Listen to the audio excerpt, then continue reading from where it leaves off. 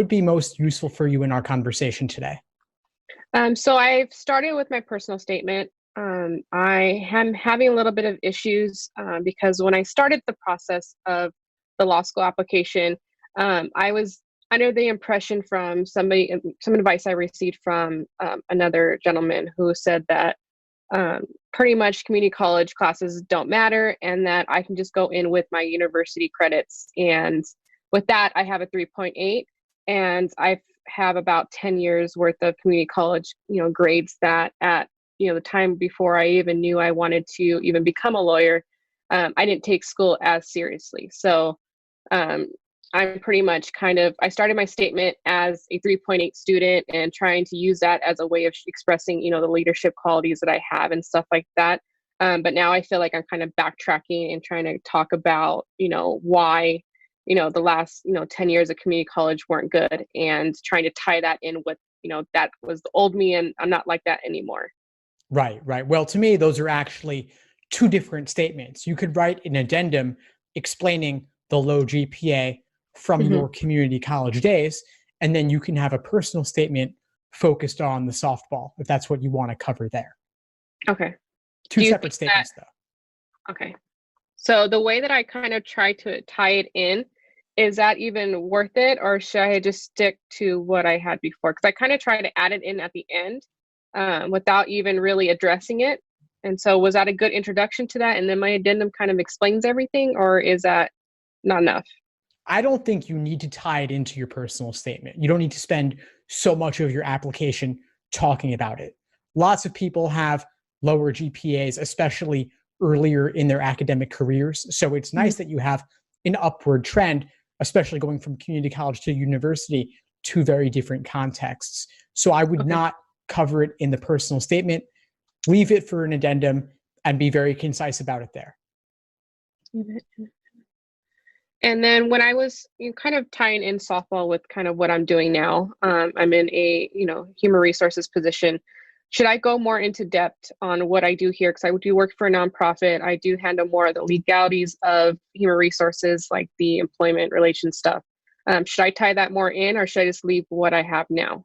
I actually have a different recommendation altogether, which is that Okay. you don't cover any of that other stuff. Have one major focus for your personal statement.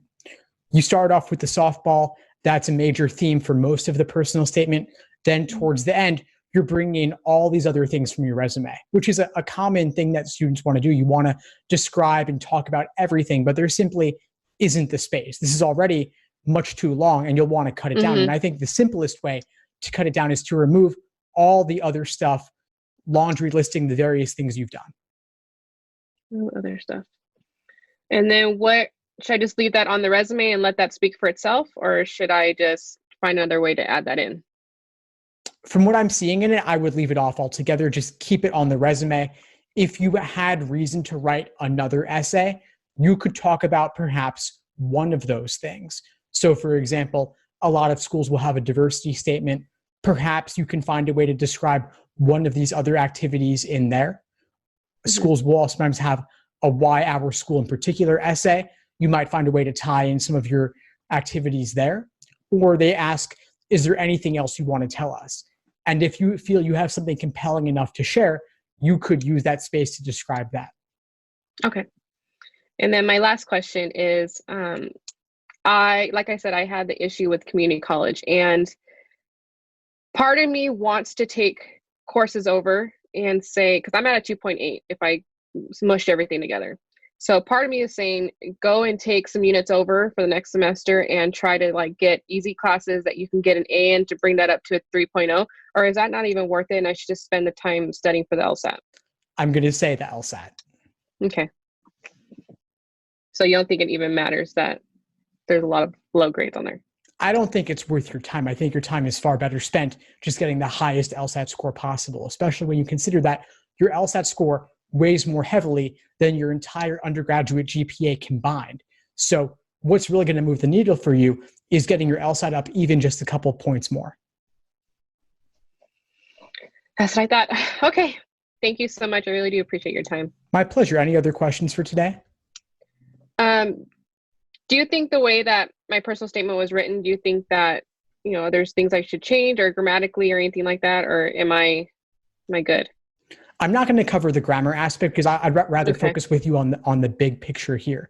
Okay. One thing I would suggest is, rather than describing your story chronologically, I would suggest instead starting with a specific moment in time. Really make this more of a story, make it more of a narrative rather than chronology. You're 9 years old, you're 16 years old, you're progressing in age and in your athletic career. I think the best stories start with a good hook. So there's a particular moment in time where you face an obstacle or a triumph and how you handle it and what you learn from it. And then zoom out and talk about the bigger picture. Okay. Thank you so much. I appreciate it. My pleasure. Before we sign off, what would you say is the biggest insight you got from our call today?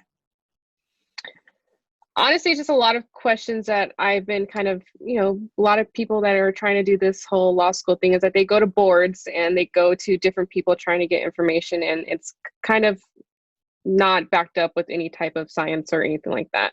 I've been on like Reddit and stuff like that trying to get these certain questions asked, but you're asking a bunch of people that are going through the same thing you are. And so hearing it from you, I know I've watched a lot of your videos. I know that you know what you're talking about, and I do respect your opinion. And I really do think that the questions that I had towards my personal statement and returning to school just to take those classes over really does mean a lot. Awesome. Glad to help. Please keep in touch and let me know if I can help in any ways you move forward. Okay. Thank you so much. Thanks for tuning into the show. Please subscribe if you haven't done so already to be notified of new episodes as I release them. And feel free to reach out if you need anything at all as you move forward with your prep. I'm happy to help however I can. In the meantime, I'll wish you all the best and take care.